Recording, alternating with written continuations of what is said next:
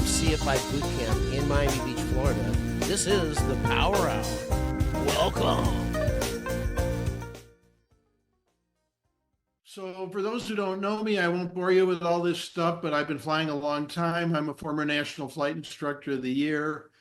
I wrote for Flight Training for years. Some of you may have known my column, Flying Carpet, that was in there about the adventure of flying, and sort of the carrot column in there showing people why they were learning to fly. And I was even a Barnes & Noble Arizona Author of the Month for one of my books.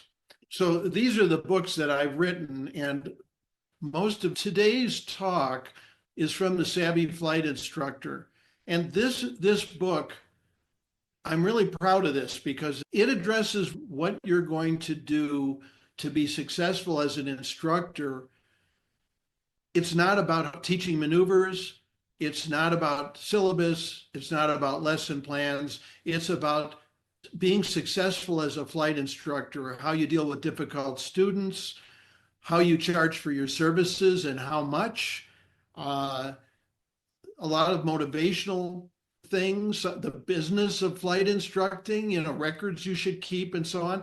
So I know a lot of you from the various groups I'm involved in, after all your work, you earn your CFI, you walk out of there proud and excited, and then it's like, oh man, now what? How am I going to start this? Well, that's what this book is about. This is all about what you can do to be successful as a CFI starting the day you get it. There is a coverage there about earning your CFI too, but that's almost an introductory level. And then one other book, some of you will know the Turbine Pilot's Manual. If you're going to go up into turbine aircraft, covers the basics of turbine aircraft. So you know what all the systems are. It's not specific to any airplane, but you know what bleeds are, you know what N1 is, you know how the different systems work in a turbine aircraft. Really valuable prior to interviews and prior to ground school. And then one other book I want to mention real quickly here, Flying Carpet. This sprung from my column. This is a book of general aviation flying adventures. It's written for someone who's not a pilot, though of course it's for pilots too, but I explain everything in it. And it's a wonderful way to share lessons with people while telling them interesting stories. It's great for your students. If you have students who like to read and you want to immerse them in general aviation, that's what I wrote that book for.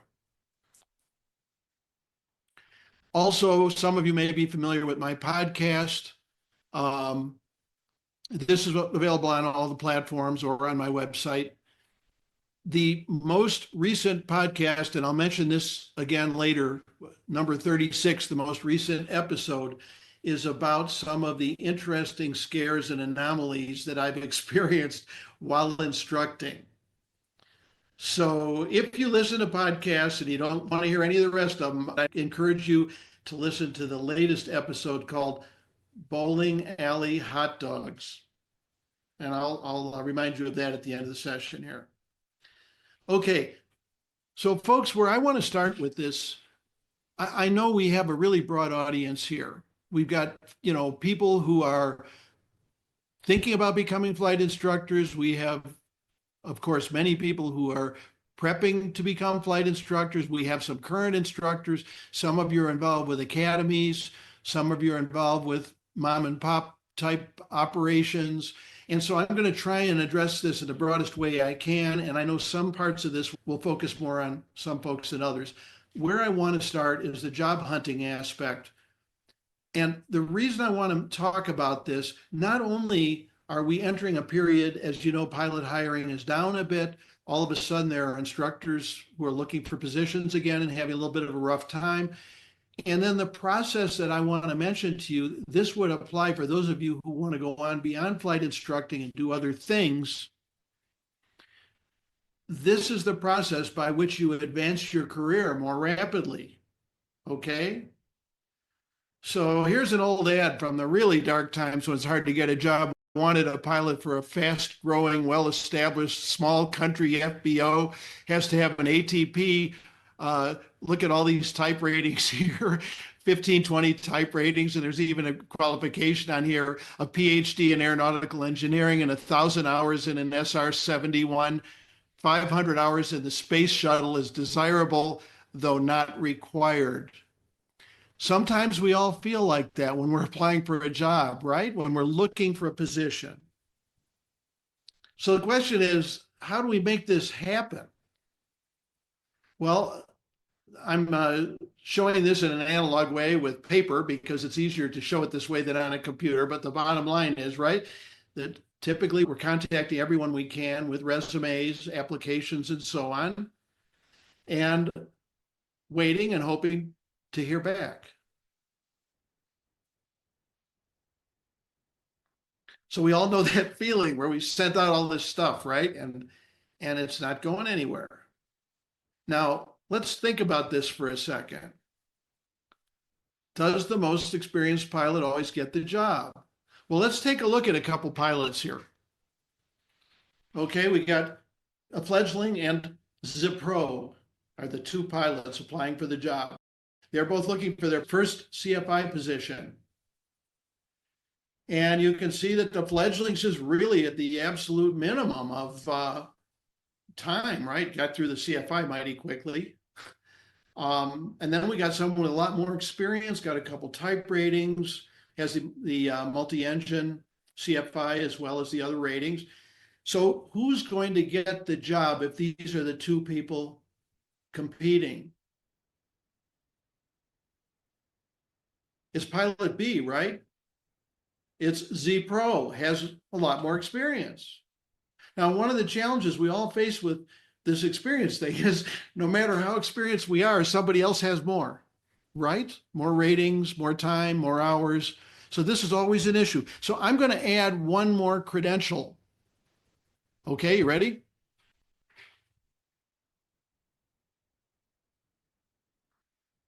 Who is going to get hired here? Assuming that pilot A, the fledgling, knows somebody and has the minimum requirements for the job. And when I say knows somebody, that's somebody who knows fledgling well enough to respect them and think they have great potential and all of that. So obviously they made a good impression, but at the same time, this is the key. Now, we all know this thing that floats around that says, yeah, well, it's more who you know than what you know. And that's not entirely true. We'll come back to that in a minute, but let's just think about why who you know is important, okay? This is the chief flight instructor's desk or the owner's. Those are stacks of resumes, okay? And let's look at who's in those stacks.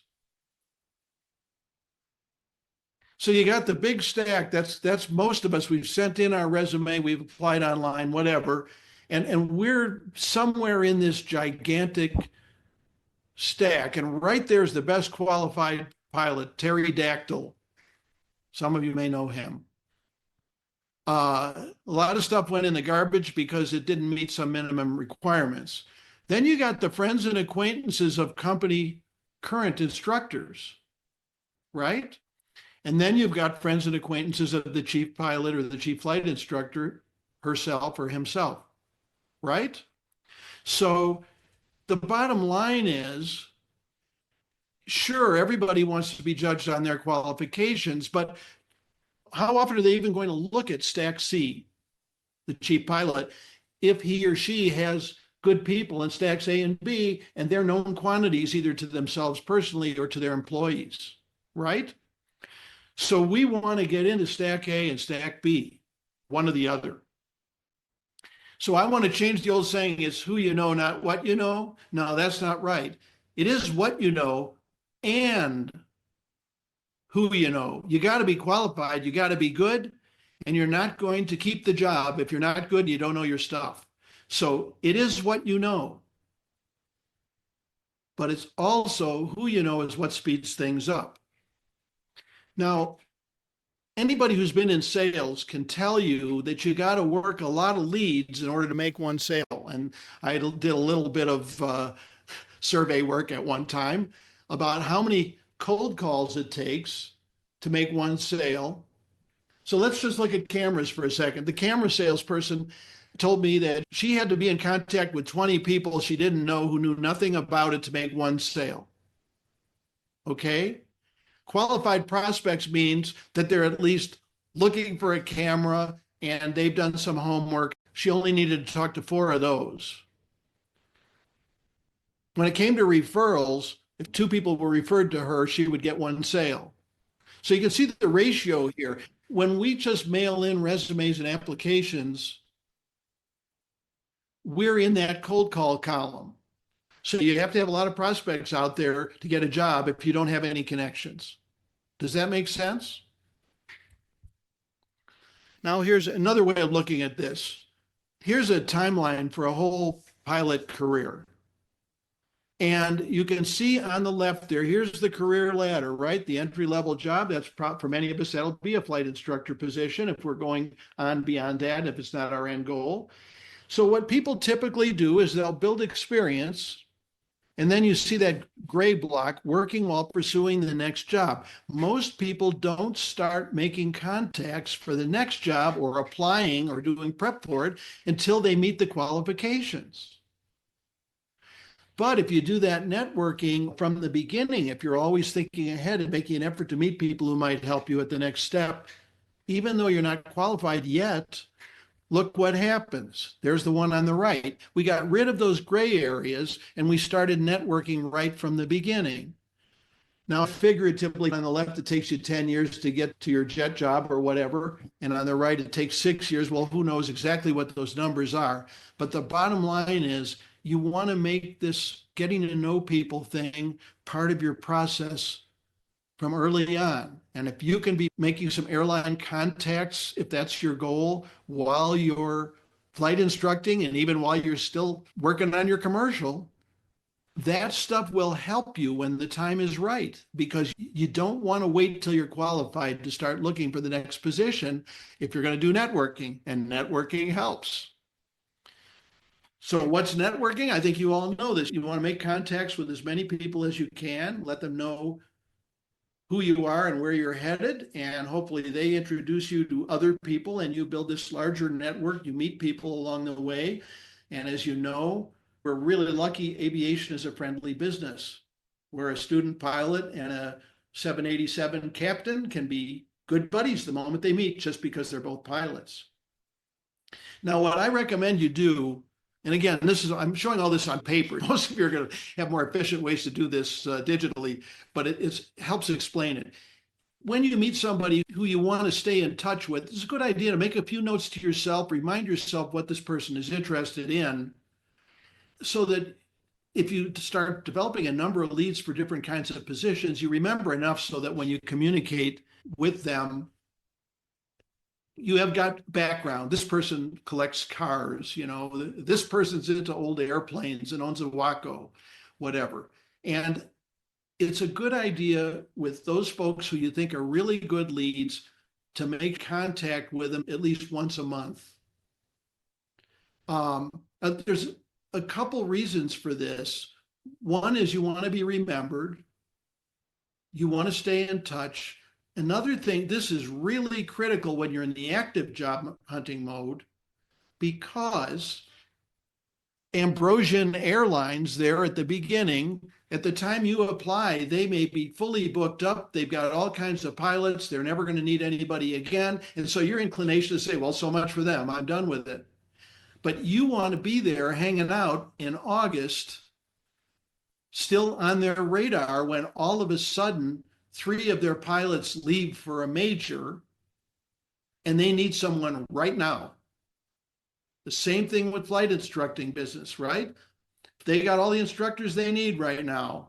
Well, they may get a whole lot more student pilots, customers in the future. One day, they may have a bunch of CFIs leave when hiring picks up. All of a sudden, they're desperate, and they know your name and they know how to reach you and they know who you are. That's why you want to stay in touch with these people. Social media is a great way to stay in touch. Dropping them a note when you have a question about what's going on with the industry, dropping in when you're in the neighborhood, it all pays off. And you're looking for that day that the lead for that job, you either get a phone call from the person who's looking for someone, or someone calls and says, hey, my friend Susan has got an opening right now for a charter pilot. And do I remember correctly? You've got X number of hours and plenty of multi-time. You should call her. This is where we're all trying to go. Now, flight instructing in particular, you do all those things we talked about when you're looking for a CFI job. One way, this is a little less applicable to academy type positions and certainly not to university training programs. But if you're talking about most flight schools, Part 61 types, if you can walk in and say, I've got 2 students and I'm looking for a place to instruct, you're bringing business with you, you're bringing your own students with you, you're not taking away from somebody else. Unless they don't want the business or can't accommodate it right now, you got a good shot at getting hired there, right? So as we go into the next part, which has to do with your performance as a new CFI, and we're going to talk about recruiting students, this is something you should start right away, even before you become a flight instructor. If you got some friends who are interested in becoming pilots, or if you can develop some, get to know them, turn them on to it as much as you can, and put yourself in a spot where you can go into ABC flight school and say, I have 2 flight students and I'm looking for a good place to teach them. All right. Now, I just want to mention where we're going next, where I'm going to talk about performing in a CFI position. This information is in my book, The Savvy Flight Instructor, which is currently available only as ebook, but it's fully formatted and so on in ebook. And I'll mention this again later, but there's some good stuff in here. And I can say that not only because I think I've done some pretty good stuff there, but we also have some real expertise from other people who've contributed chapters. So keep this in mind if you're one of those people who is like, okay, I'm about to get my CFI, or I just got it. What the heck do I do? All right, so this lining up students part, I want to emphasize, those of you who are looking for a CFI job or even working on your CFI, you should start this now. And then obviously, if you're already employed by a flight school, you still are interested in lining up students. So here are the must-have marketing tools. As a practicing CFI, you have to have a website. Now, everybody, we're all into social media and all this other stuff, but the bottom line is, if Jill Schultz is looking to take flying lessons, what's she going to do? She's going to do a Google search, right? So the website's the landing point. Now, if you're an independent flight instructor, you really need to have your own website. If you're working for a flight school, they've got a website. You might take a look at it and make sure it's welcoming. But that's essentially today's version of a brochure, right? You got to have something that explains what the process is for becoming a pilot, welcomes them out to the airport. We all know how important social media is. Boy, for networking, can you beat that? And you may think business cards are obsolete, but they are not. When you bump into somebody at the gym while you're working out and they express any interest at all, you get to talking and they find out you're a flight instructor, the business card, its sole purpose now is to get them to the website and, of course, provide your phone number. But the website is the landing spot. Okay, so when we talk about selling flying, supporting networking, we got business cards. We'll talk about photo business cards in a moment here. Hats and clothing, we'll talk about that. Go to the Lions Club and give a talk on learning to fly. I mean, this is a great way to attract students, right? Look at your local community organizations and go give talks there. They're always looking for speakers. You can also man booths at civic events. Have your flight school or yourself get a booth there and Now in that case, you may want to print some inexpensive brochures, like a trifold or something like that you have to hand out. So that's the one case where a paper brochure may be valuable. Teaching ground school is the most fantastic way to get students because they see you in action, they get to know you, you're the expert, and hey, by the way, you're a flight instructor, so they can go on with their training. So keep in mind that you can earn your ground instructor certificate. You don't even have to be a pilot to do it. So I would encourage you to go ahead. I know there's always that question, should I take the AGI when I take the CFI written, because they're both very similar? I would say yes, because that's also a bargaining tool. If you go to a flight school, they got all the students they need, but if they want a live ground school, odds are nobody wants to teach it. That's a great starting point, is to go in there and say, hey, I'd like to teach a ground school. And if you teach it on your own, you can make a lot of money at it because you can charge a couple $100 a piece. And if you get 10, 20 people in there, you can make pretty good income.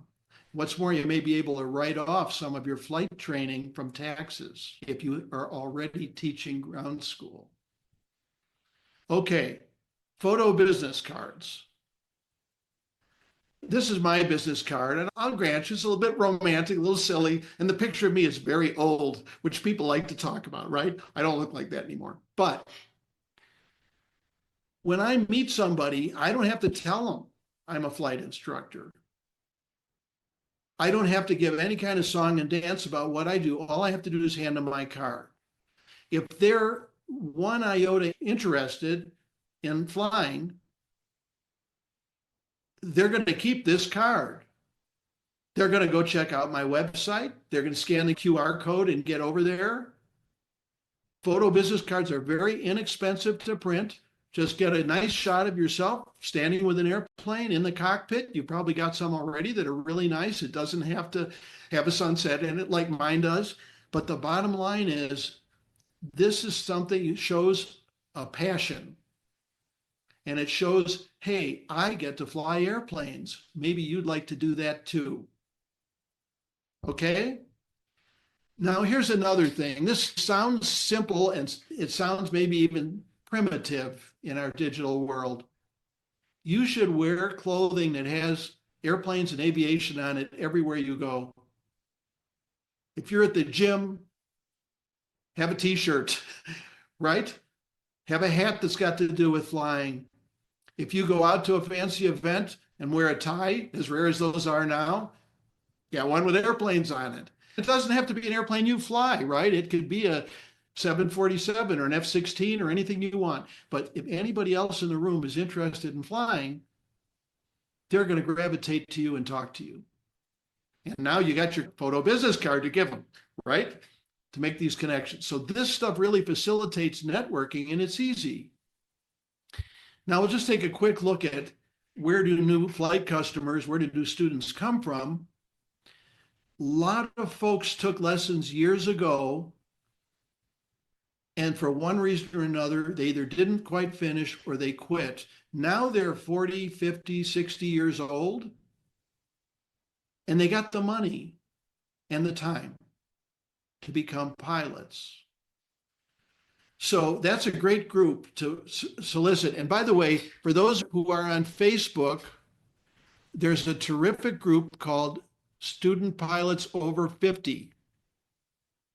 I highly recommend that group because you'll see how many folks in there are looking for training, looking at buying airplanes, thousands of them. You'll see their enthusiasm, and you'll also learn a lot about instructing, because at that age, they're much more game to share their challenges and their successes. It's a really great group, well moderated.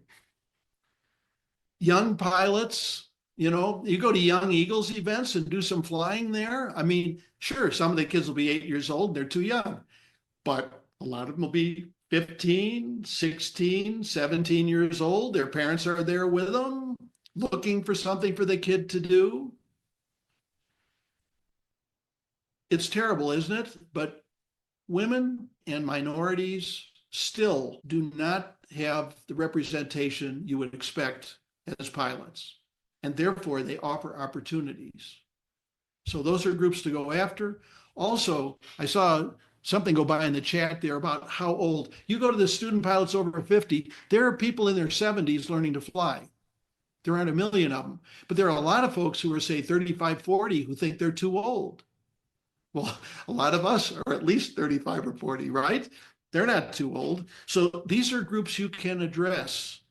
When you're looking at groups to speak with, speaking to a women's group, speaking to a group that's largely older people, there's prospects there, and not everybody is addressing them.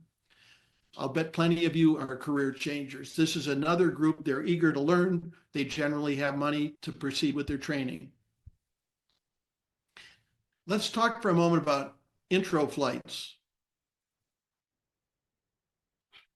Whenever I have someone who wants to take an intro flight, I discourage them from doing the discovery flight that's 20 minutes because they're not going to get enough out of it, right? You're hardly going to get to do anything on it on a discovery flight. So I always say, hey, if you're seriously interested, let's do your first lesson.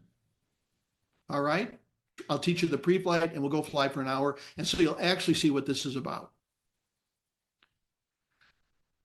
Ask them before you get in a plane, hey, why are you interested in learning to fly? Because the person who wants to be an airline pilot, you might have some different guidance for them from the person who has a cottage up at the lake and wants to fly there with the kids on weekends. And as much as you can orient that intro flight toward what they want to do, that will help encourage them to take the step and sign up. I think this goes without saying, deliver each intro flight as if it was to your best friend. The word student means you've got a lot to learn, a long way to go. And for some people, it means you're a nobody so far, right? You're on the path. But as much as you can, talk to your students as fellow pilots, talk about piloting. Don't use the word student much. I mean, technically they're student pilots, so you got to say that when you fill out the form. But at the end of the intro flight, you want your prospect to have flown the plane enough and gained enough control so they can say, I can do this. They go home and say, honey, I flew the airplane for almost the whole lesson. Obviously, you're not going to have them doing soft field landings on the intro flight, but get them comfortable on the controls, have them make some turns and climbs and descents, have them pick out some points on the horizon and fly to them so they're flying the plane. Because you want them to think, I'll be wasting today's lesson if I don't continue. Make sense? That's what we want to do on the intro flight. Wait a minute, you're going to let them leave without scheduling the next lesson? All right, so I've got this buddy, Manny Peralta. He's an instructor in Australia and a real sharp guy. And he told me about his willing, able, and ready intro lesson checklist. When the person arrives at the airport, he asks them, hey, tell me about your interest in flying. And he says if they've built model aircraft, flew with their mom, remember he's Australian, or watched planes as a kid. He says a long history of interest in aviation shows a passion, and that passion leads to training, perseverance, especially through first solo. So he has learned that less than 2 years of interest suggests they're far less likely to fly. Now, that's not actionable in itself, but it does tell you a little bit about where the prospect is. Able, will finances allow you to fly consistently if you start lessons now? That's a great question, right? Because they may be in a position where they can pay as you go, or depending on your type of program, they may need to save some money before they start so that they don't run out of money partway through. This is a discussion to have with them. If they don't have the money to follow through, you're actually better off to engage them as much as you can in some activities, maybe ground school, and get them started at the airport, but tell them, why don't you save up a little money, X number of dollars, and then based on that plus your income, we can get you flying. Are they ready? Can I book your next lesson for later today or next Saturday? Willing, able, and ready. That's what he looks for on intro flights. And I think it's a great way to look at things. Now, flying's expensive, right? It's always been expensive. Now, I do have to tell you that I found the receipt for my private pilot check ride in 1972, and the bill was $35, including the examiner and the plane. But gas for my car was a quarter. You go through and do the math and stuff, you figure out that the $35 was a lot of money back then. It's hard to picture now when we're talking hundreds and even thousands of dollars. But the bottom line, it's always been expensive. So we want to sell value versus pricing. We got to be in a position to explain why this is a good value. The best thing to do is you lay out the FAA minimums. We've all seen them, and 40 hours or 35 in a 141 school, and you've got a price associated with that. So you tell them. But we also know very few people succeed in doing this, especially outside of any kind of an academy environment. So next to it, we lay out what we think it will really cost. Is it going to take them 50 hours, 60 hours? If they're older, it might take even more than that. Be honest with them, show them a breakdown. In my experience, this is probably what it will really take. Now, how can they mitigate those expenses and get closer to the FAA minimums and farther from the 100-hour private? By controlling training costs. And we all know the tricks to that. One, you get a good instructor, because it's not the hourly rate that determines how inexpensively you get your certificate. It's having a great instructor. You're way better off with a terrific instructor who's more expensive than someone who's not very good, not very committed, who's the cheapest on the block. So you've got to interview CFIs and pick the person that you feel is a good value. But the big deal on controlling training costs is preparation, right? They need to know right up front, if you prepare for every lesson, I'll tell you how to prepare. But if you prepare, you're going to save a lot of money. And then you can talk to them about the fact that the rental aircraft rate and the instructor rate are two different things. And once they get into the solo phase, their lessons will be less expensive, right? Because they're not going to be paying for the instructor for the whole thing. And then in terms of your income, offer other services, a simulator, you can be selling in-cockpit videos, very popular stuff right now, selling the equipment, the software, and so on. So you have some other things you can offer them that they would like to have to earn additional income. But the bottom line is, don't be afraid of the bottom line. You've got to be upfront with them about what this is going to cost. Now, how do we put that in perspective, what it's going to cost? Let's look at some other things that people spend money on right now. This is particularly in a Part 61 environment, excuse the expression, where people are coming in to earn their private as opposed to someone headed for a professional career. A second car costs $12,000, $15,000 if it's a decent car now, right? A kitchen remodel, I don't think you can do it for 20 anymore.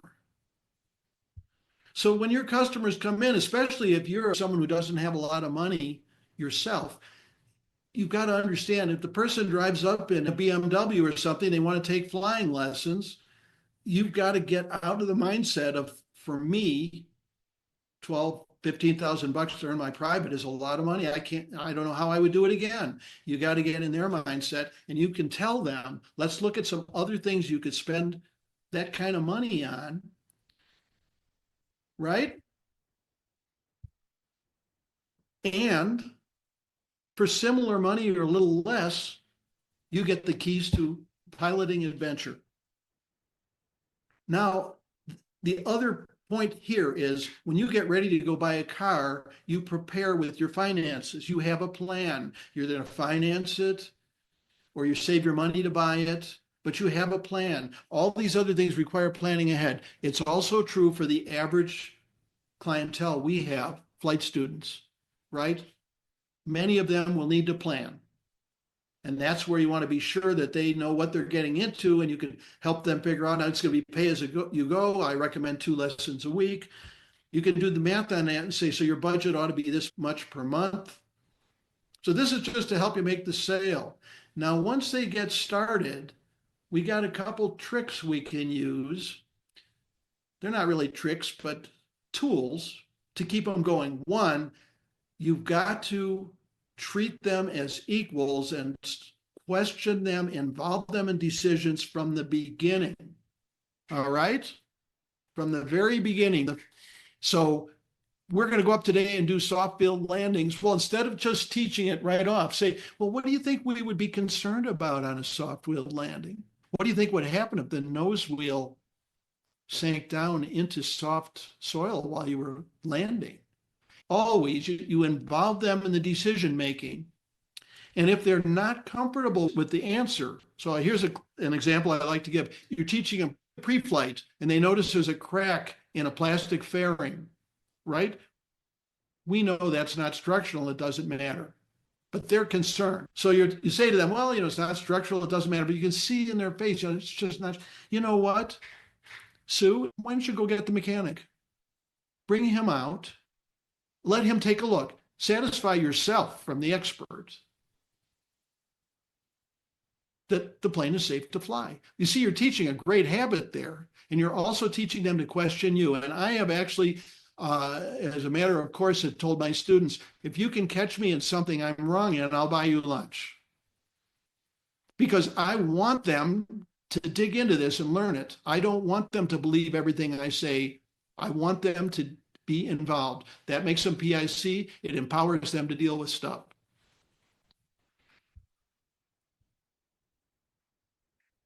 Why do we have such a poor ratio where huge percentage, as much as 80% of flight students drop out? Why does that happen?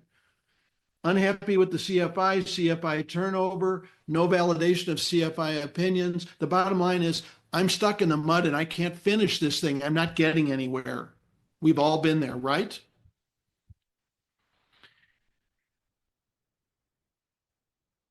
This is the syllabus. We all know what a syllabus is for.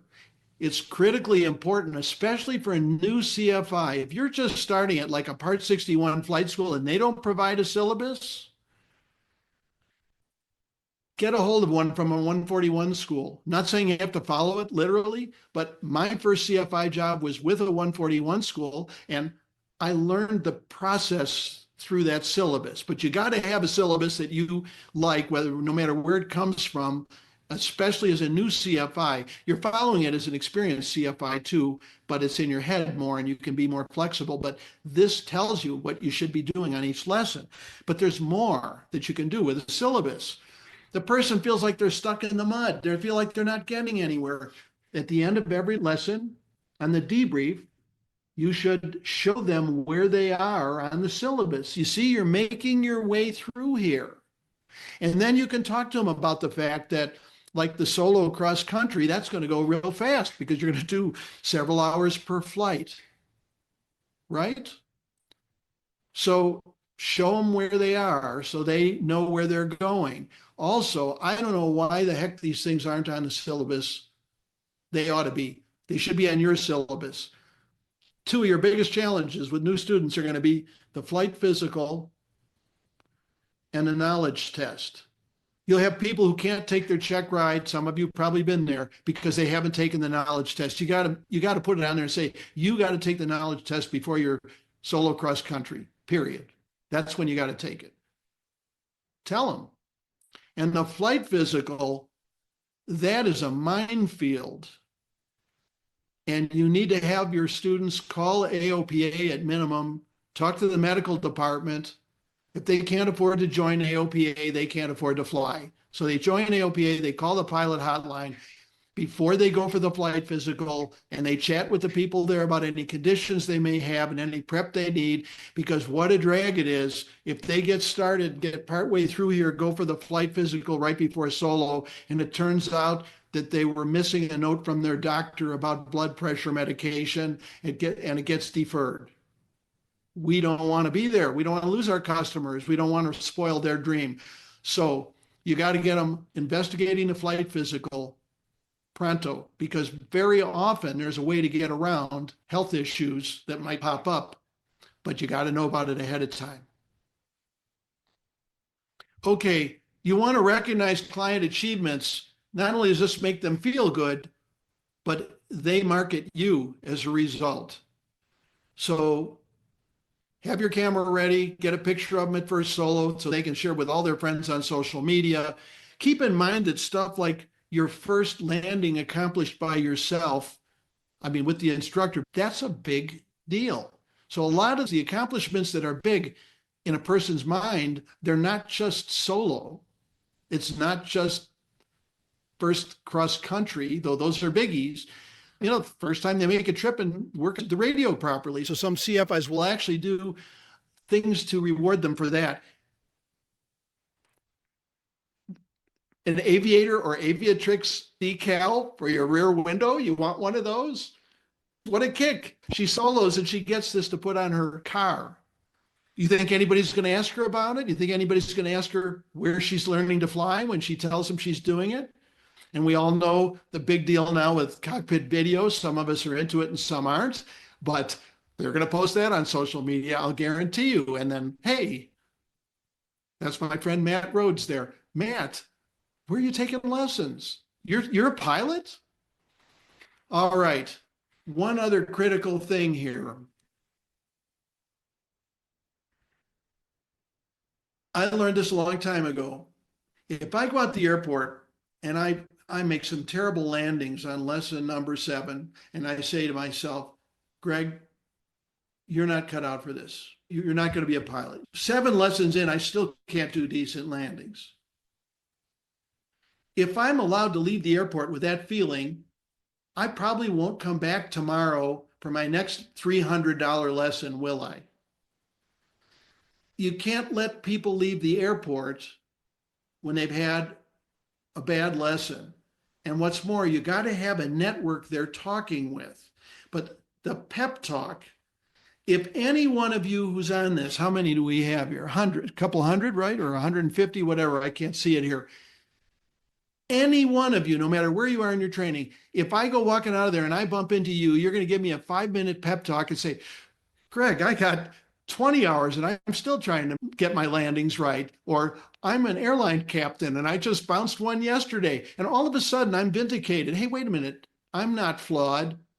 This is part of the process. You've got to provide pep talks for your students, and you want them to meet each other and have social events and gather, lean on each other to share stories and provide pep talks. Another thing is post a picture of the learning plateau out of the flight instructor handbook at your desk, because everybody encounters a learning plateau. And you want to use this as a tool when someone gets discouraged and say, see this? This is so common. It's in the flight training handbook. And every pilot encounters this at every stage of training. And you can even read them the little passage from the handbook, which is, every student will experience blah, blah, blah.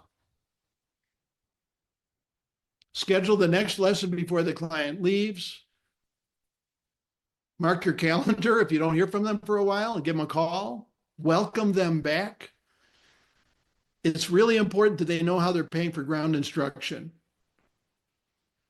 Are they paying for all of it? Are they paying for the whole hour? Whatever it is, you got to make it clear, because you don't want to get in a spot where you're not charging them because you think they're not expecting it or whatever. You got to let them know about that up front, and also tell them if you're prepared, you'll pay a lot less ground training, right? Never end a lesson on a bad note, and treat your students as aviation equals. Okay, so I see we're coming up on the hour here. All I'm going to say here is sometimes we get so trapped in the syllabus, especially in a Part 61 environment, that we don't offer lessons that our students would benefit from because they're outside the syllabus. But a lot of people will gladly invest in these things. Experience a real grass strip. Today's a windy day. Pretty big crosswind. Boy, it'd be a great learning day. It's not actually on the syllabus per se, but let's go up and tackle this, because you'll be a better pilot if your budget allows it. And then the other thing about optional lessons is if someone's discouraged, the best thing you can do is fly somewhere for lunch or go visit a flight service facility if there's one nearby, or approach control, but somewhere where they're going to just fly the plane from here to there and say, wow, I can fly this plane, even though I'm having a rough time with power on stalls. And then back to that first comment at the beginning, we don't want to forget for ourselves or our students why we're all doing this. There's no shame in having a passion for what you do and having fun. And I'm not talking about fun like buzzing houses, the bad stuff. I'm talking about getting a kick out of flying an airplane, seeing the earth from above. We want to share that kick. If we share that kick, people will go through anything if they have a passion for it. They'll make every effort, they'll overcome every obstacle. We want to instill that passion. Okay, I want to make a couple comments. I mentioned to you that I go into a great deal of detail, provide a lot of resources in the Savvy Flight Instructor ebook. The second edition, the one with the clouds, is the one you want. It's still possible to buy the book or download the first edition, and it's got a lot of the same teaching stuff in it, so it's still valid. But the second edition incorporates all of the modern media things to promote yourself and so on. The original came out, I think, in '98. The newer one is, a couple of years old. So be sure if you do decide you want to get it, that you get the one with the clouds on the cover that says second edition. I also have a number of video and audio interviews on my website, gregbrownflyingcarpet.com, which are free on different instructional topics. They are there for you if you are interested in seeing them. Relative to the podcast, I mentioned Bowling Alley Hot Dogs. I think it's 20 minutes long. Folks, one of the things that always comes up on casual Zoom discussions is, what if someone loses control of the plane while you're in it? What are the mistakes they can make that might kill me and so on? Well, I'll tell you about a few of them there.